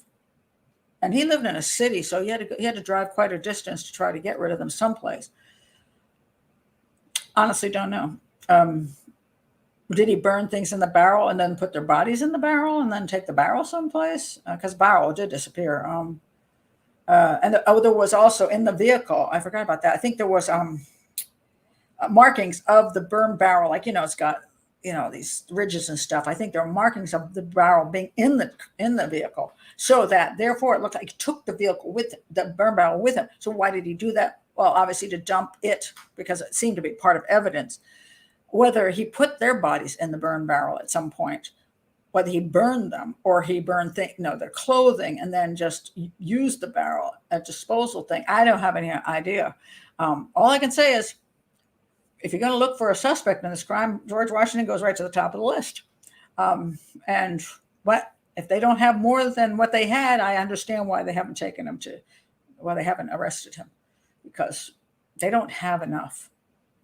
And even the hair in the trunk, as he said, I can come up with a reason their hair is in the trunk. And then they're sitting there probably going, oh, come on now. Don't believe you. But will a jury believe that? Is it possible he drove to a movie theater and they put the kids in the trunk so they could get him free? Yes, it is possible. So what's a defense attorney's going to push that? He's going to say, you can't convict this guy just because he took some kids to the movies. And yeah, he's a cheap bastard. He didn't want to pay for the kids. Yeah. But does that mean that he killed them? No. And then the jury's going to go, well, yeah. So, yeah. Last comments here before I end up for the day. Let's see. Midgie says, without bodies or blood, I think it would have been really hard to convict, because some kids said they saw the girls at the playground. Oh, I didn't remember that one. There you go. Is another problem. Also, could the girls have been at the playground? Yes. George could have said to the girls, now they were supposed to get, the girl said he was there with a cake, or did they say he was there to get a cake? Because they were supposed to go to the playground and the store. Is it possible that George got them to write the note? And they were perfectly willing. Why? Because they were going to the playground and the store. Now, maybe originally she left the message. He said, leave the note. So they writes the note. They go to the playground. George is like this. George has said, go ahead and play. The girls do see somebody at the playground. Some kids see those girls at the playground. And then those girls come back and get in George's car. Off they go, but they just don't go to the store. There you go. Say, yeah, you're right. That would do it too. So we don't know that George took them straight away. Is it possible that George decided he would do something nice and then he got pissed off along the way? Don't know. Yeah. Documentary indicated George passed a polygraph. Okay. And that's the problem with polygraphs. Does that mean he didn't do it? Or did he because he didn't explain the burn barrel very well. That was problematic. He could pass a polygraph. Doesn't mean he's innocent either.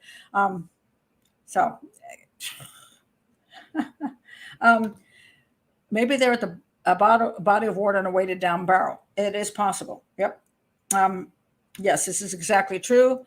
They can pass a polygraph. That's why it's not admissible in court. It's also, psychopaths can sometimes beat it. Also, some innocent people fail it. So that's why you cannot use it in a court of law.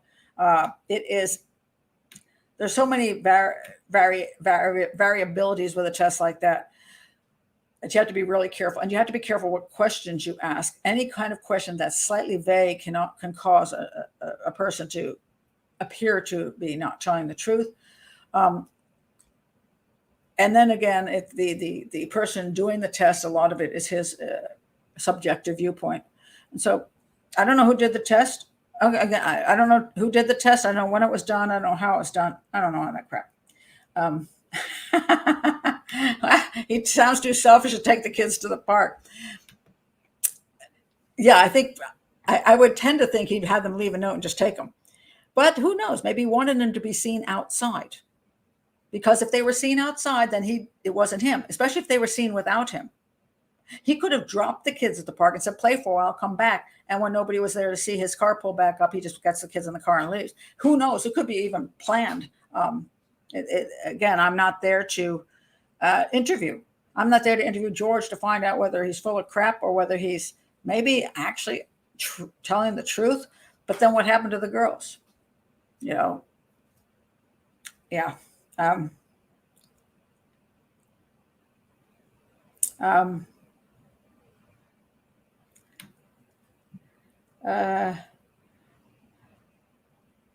The documentary. You asked the name of the documentary. The documentary is named. It's Disappeared, the Bradley sisters.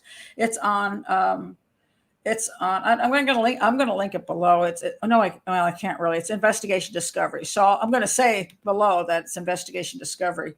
But you just you have to have ID channel to be able to see it. So, which is a problem. I mean, one of the things I have to do to keep the show going is I have to be pay money every month for ID, Peacock, HBO Max. I got like 5 or 6 channels. I have to keep going because I keep ending up having to watch things on all these different channels. So yes, I have to do that. That's part of my work. So anything else here? Let's see. Case file Chicago. I didn't see that one. I missed that one. Okay, might be better. It might be better. Is that on YouTube? And if it's on YouTube, that would be useful. I did not see it. Yeah.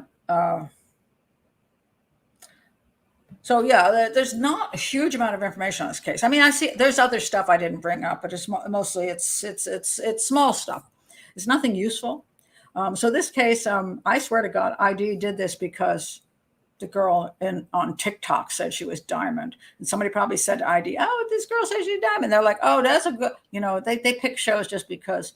Oh, that'll make a good show, And sometimes I didn't find it a great show. Let me put it that way. I would have liked it to be much more.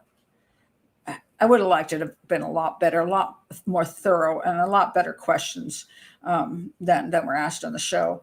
But again, I don't know. Maybe it's true that the family was not willing to do certain things, or certain people weren't willing to answer certain questions, or maybe that was done and this just all edited out. I don't know. I've done enough documentaries to know that I've been edited to death, and I've also been made to look stupid.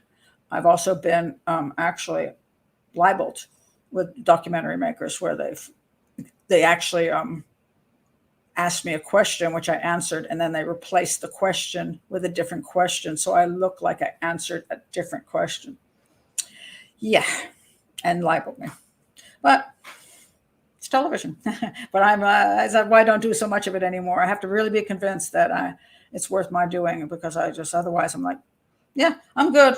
I don't need to do your show. But anyway, that's it.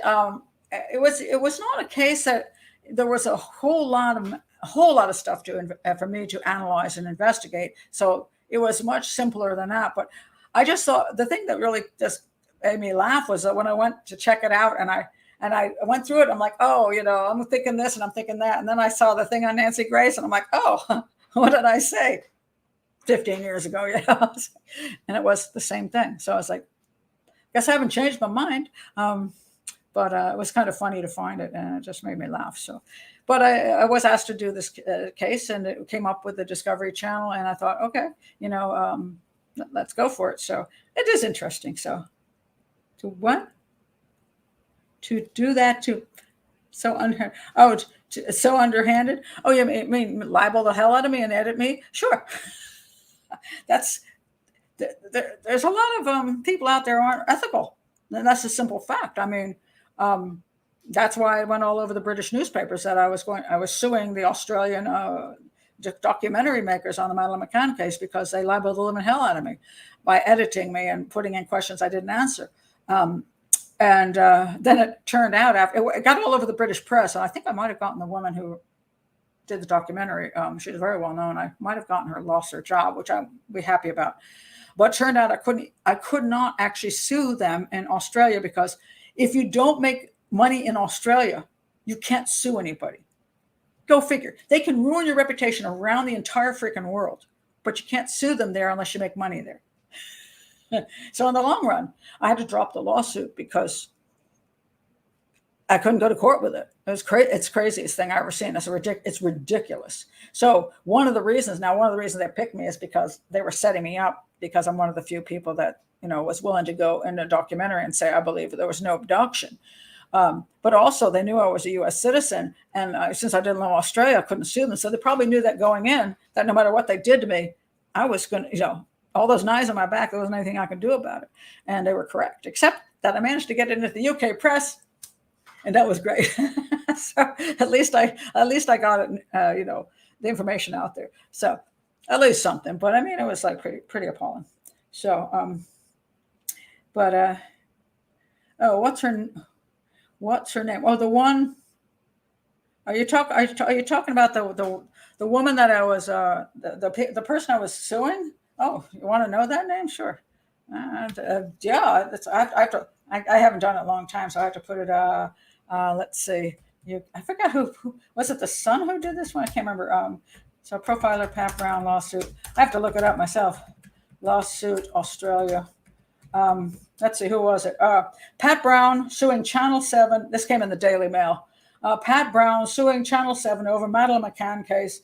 U.S. crime expert who told a TV documentary Madeleine McCann's parents may have hidden her body planned to sue the program for purposely destroying her reputation. That's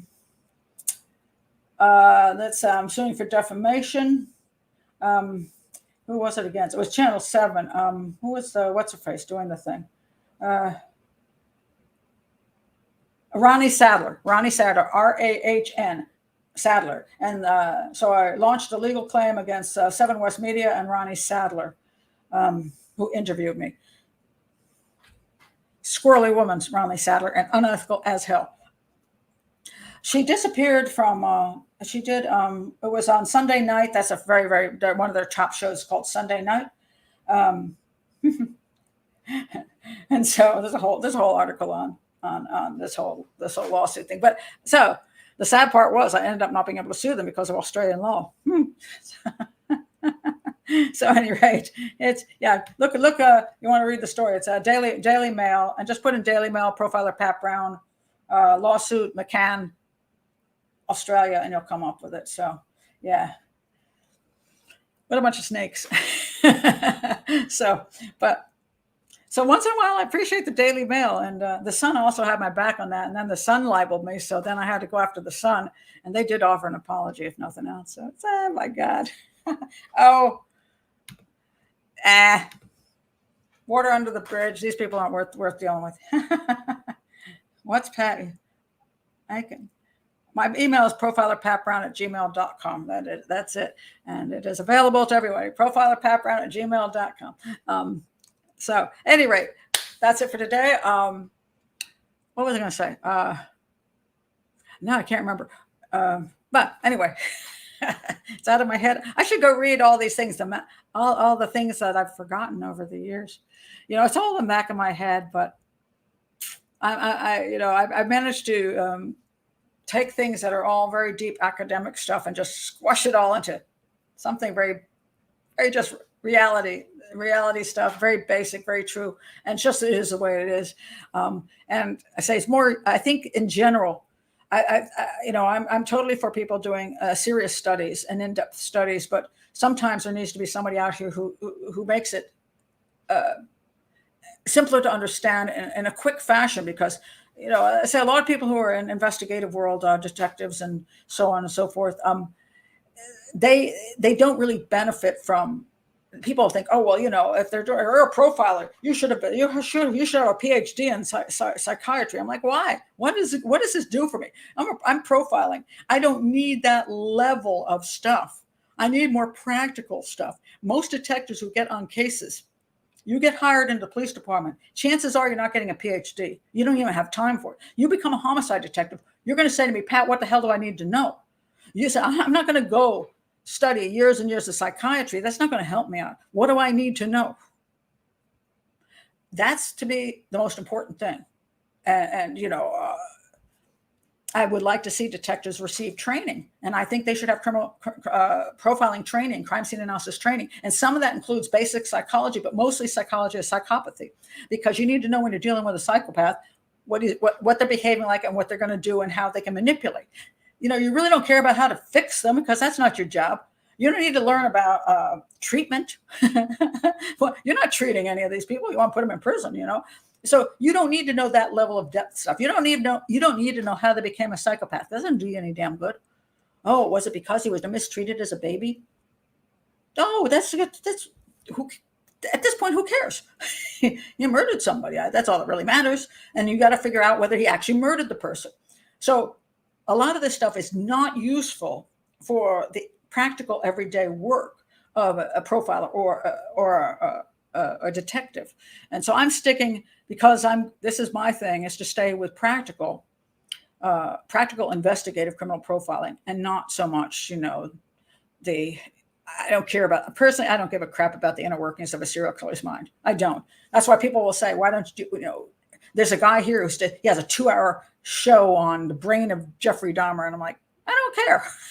I don't care how Jeffrey Dahmer really thinks. Personally, I'm not into that. I want to know how we catch Jeffrey Dahmer. And I want detectives to understand how you catch Jeffrey Dahmer. So while I'm interested in serial killers and their methodologies and how they're going to maneuver in society and get away with their crimes and how we can catch them, not that I haven't studied serial killers, not that I haven't studied the in-depth psychology stuff. I have. I've studied all of that, but it just doesn't interest me to any level to teach that. I want to teach how to use common sense, how to use logic, how to use things that you're going to need to understand how to catch these guys and how to solve the crime. That's more important to me. Now, like, for example, George Washington, do I need to understand everything about George Washington's psychology or the mom's psychology? No, I don't. I want to know where the hell you were at this time. That's what I want to know. I want to know if you have a history of domestic abuse. I want to have the history. You have a history of manipulation. I want to know if you have a history of using people and maybe ignoring children, neglect. I want to know if you have a history of neglect. I want to know if you have a history of you're either useful or in the way, which is the number one psychopath thinking. She's useful, then you have this damn kid. That kid's in the way. I want to know these things, but I don't need a PhD in psychology to understand these things, and I don't need to teach that to detectives and others, profilers, because that's not how you solve crimes. It's interesting stuff, and I bully for people who want to study that extra on the side and learn about that. It's great. And you want to have a book that explains how the whole mind of evil people works. That might be fascinating. It doesn't solve crimes. So, and I'm here about crimes. Yes. Dr. Brucato. Yes. I've listened. Brucato. Yes. I've listened to him. He goes very in depth. And here's the thing. People say, have you heard him? Do you listen? Have you read his stuff? Do you listen to him? The answer to that is no. Why no? Because I already know it. I don't have any good reason to do it all over again. Now, for somebody who's not familiar with psychopathy, they might find it fascinating. And what I recommend detectives and necessarily read his stuff in order to understand, again, how to do homicide investigation, the answer is no. They don't need the in-depth stuff. They don't need to know all the different levels that he's got, I don't know that I agree with them all either, but you don't need all those things. You just need to know who you got to catch. So we work in two different worlds, and people think criminal profilers are psychological profilers. Criminal profilers are about explaining the brains of killers. No, we're not. Psychologists do that stuff. Some of them call themselves profilers, but they're really not. Unless they're studying crime scene analysis and studying how to actually look at the evidence, they're not actually profiling the crimes. They're just profiling people. And so there's nothing wrong with that. It's fascinating stuff that I personally have said. I've been there, done that, don't have that much interest. I've always been more of the puzzle solver, not that getting inside somebody's brain. And a lot of times, again, when people get inside the brains of serial killers and all that crap, it's more the profiler's idea of what's in the brains than it is the actual killer. And that really bothers me, because you cannot take a person who has empathy, has a more normal personality, and have that brain be able to relate to the brain of somebody who doesn't have it. And my number one explanation for this is I watched a video of one of the Mexican cartels. They killed 4 women. They shot them and then they cut them into pieces. And I watched the whole thing. And I watched them. It's pretty appalling. You don't want to watch that. I'm watching the people. The men cut them up like they might have been cutting. They just found it amusing. They weren't bothered one bit. And I'm thinking our profilers are now describing this, psychologists. And then, the mind that they had, that the darkness in their mind, blah, blah, blah. And I'm thinking, they might have been eating a sandwich while they were doing it. They didn't have any of what I would think of that big darkness everywhere, and how dark it was when they did this horrible thing and the blood, came out, and they were like, and the arm was thrown over here, and they weren't, the dudes were like, chop, chop, chop, chop. Well, we're done. Their mind is completely different. Are they psychopaths? Probably. But you cannot go into their minds, because their minds are not your minds. And so sometimes I find that there's an overdose in psychological profiling, which wants to bring out, especially for the public, massive drama. The drama in the mind of Ted Bundy, the drama in the mind of Jeffrey Dahmer, the drama in the mind. I don't have time for it. I find them very mundane. I find most of them are very much the same. They're very, very dead inside. That's why people call that, they have that eyes of a, dead, like a snake, or what's the other thing, just dead eyes. A lot of them are very dead inside. And when they commit their crimes, extreme crimes of violence and torture, they don't have that oomph that you think they have. It's because it's something different for them than anybody can ever imagine. And so I've accepted that. And, I just don't spend a lot of time delving. But I know a lot of people find it fascinating. I do not. And so I think Ricardo is probably one of the better ones out there. I don't object. I don't like his partner at all. I think he bugs me. But yeah, it's hard to not be sensationalistic about serial killers and gruesome things that they do. I think that's the problem, because people are so appalled and so horrified and so shocked and so something we can't understand if you're a normal human being. How could you enjoy torturing somebody and like looking them in the eye and ripping their heart out at the same time? How could you do that? Well, it's interesting I've seen enough stuff. And I force myself to watch some of the stuff and stuff that other people haven't seen. I've watched decapitations of Americans overseas. I've watched the cartel videos. I've watched, what's his name in Canada? Luca Magnotta. I watched him cut that fellow up. I've seen some gruesome stuff. How does it affect me? Well, they're pleasant to see, I'll tell you that. And it makes you look at the world and go, Jesus, oh my God. It's hard to believe there's human beings out here like this. And then when you multiply that across the world, and the number of rapists, serial killers, war, and things that happen in war, it makes you kind of think about human beings as maybe we don't deserve a lot. We're sometimes pretty horrible creatures, and it is it's a human condition. And I've studied a lot of anthropology and sociology and history, and I sort of accept things as part of the human condition. And Yeah, I'm not shocked anymore. There literally is nothing left to shock me anymore. Well, I can tell you, no, I take that back. I'll end with this. I am shocked when I see true altruism, when I see people do the kindest things for other people, when I see people willing to risk their lives for people they don't know, when I see people do the kindest things in the world. Yeah, I think that shocks me. And that also makes me very happy.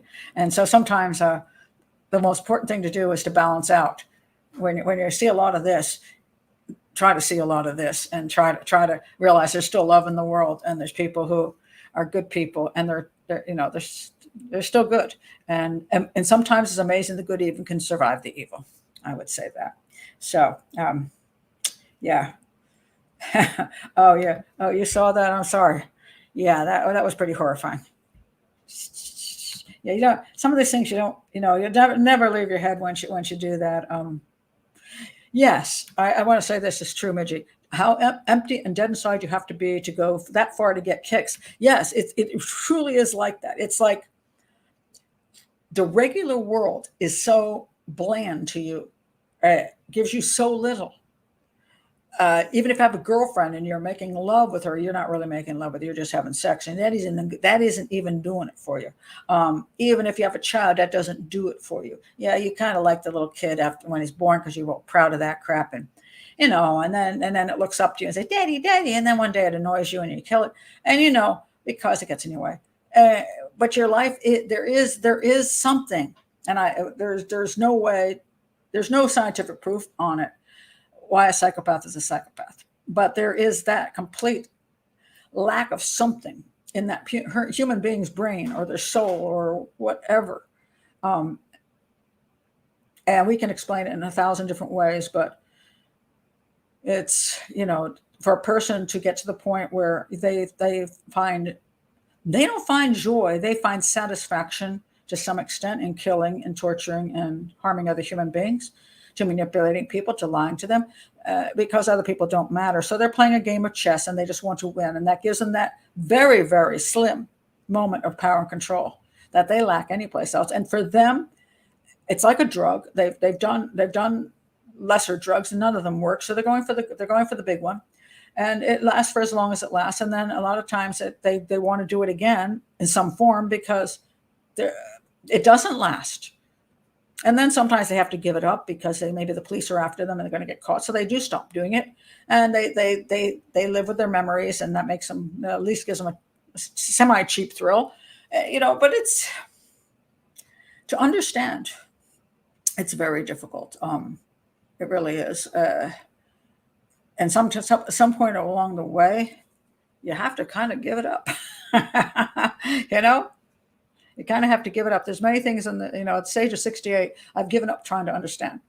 I know I'm never going to find out. I don't know at the end of the universe. I don't. I don't actually know what happens after death, no matter what. What we want, what we believe, what we think is true. I don't actually know. I don't know how the universe started.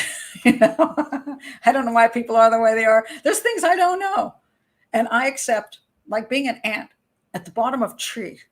That ant does not understand what's at the top of that tree. It can't see that far. And I don't understand. There are animals who have never understood what's underneath the ocean because they've never been in the ocean. They can't watch TV. They don't have any clue what's at the bottom of the ocean or what swims in the ocean. There are so many things that we, in our form, do not understand. So somewhere along the way, even in with life, and when you're doing investigations and when you're doing that's why a lot of people say, detectives and criminal profiles have a black sense of humor, a very dark sense of humor. Why? Because we have accepted to some level that what's going on in front of us is unexplainable. You've been a homicide for years, and you walk into a house, and what you discover is a child has been murdered in the most brutal way. And you have to stand there and look at that child. You have to deal with the parents. And what explanation do you have for them? Somebody felt like it. Why did this guy do this to my child? Because he felt like it. Because somewhere between getting off of work and going to get a pizza, he thought killing your child and watching them die, it would be fun. Yeah. Will that satisfy you? How about that explanation? Because that actually is the correct explanation. So there is a survival method, which is when you cannot explain the unexplainable, you have to have somewhat of a sense of humor and say, I just don't know.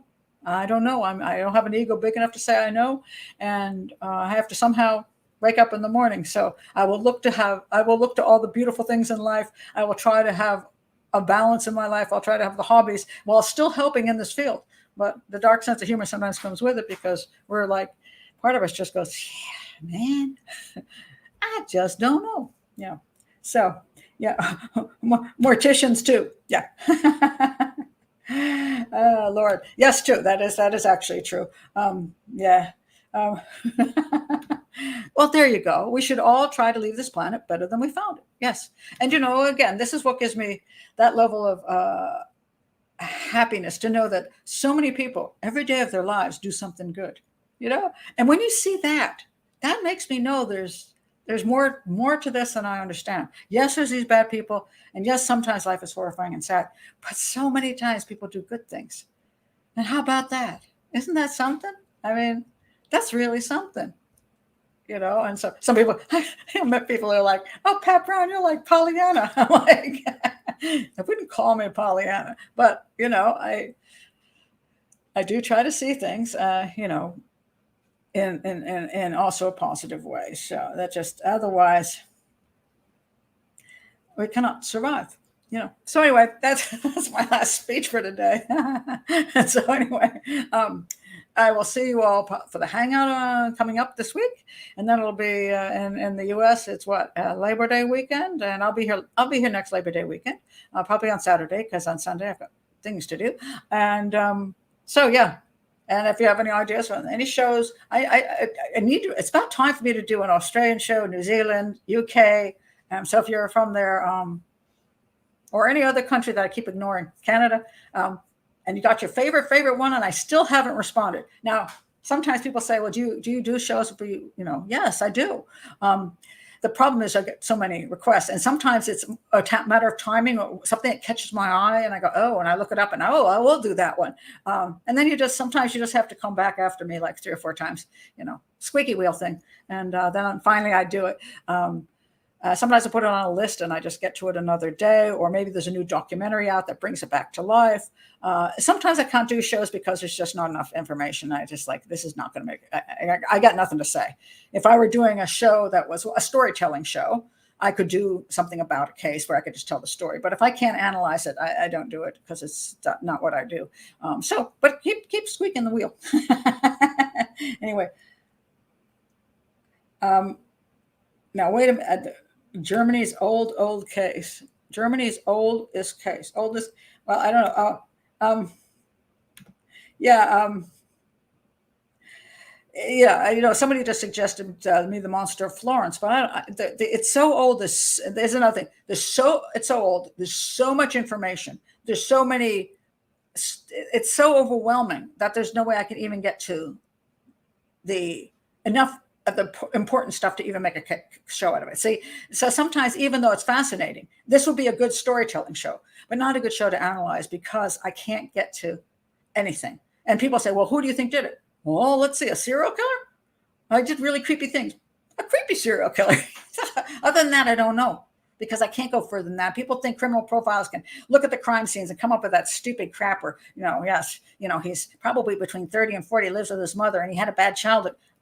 I could say that garbage, especially since you'll never catch the guy, and you'll go, oh, that's really fascinating. And it's not even going to be true. So no, I don't do that stuff. I don't make up a whole bunch of nonsense about his personality, because I think it's pointless. It really is. It's pointless. I try to analyze only when I can come up with something that is based on evidence, and I can say, hey, this makes sense. And here's who you should be looking at. And this is why you should be looking this direction. Or this is one of the best avenues.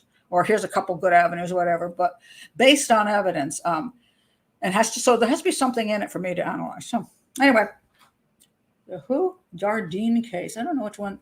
Dardenne. I'm not sure which one that is. Dardenne. You got me. You got to come up. I'll look it up if I can remember.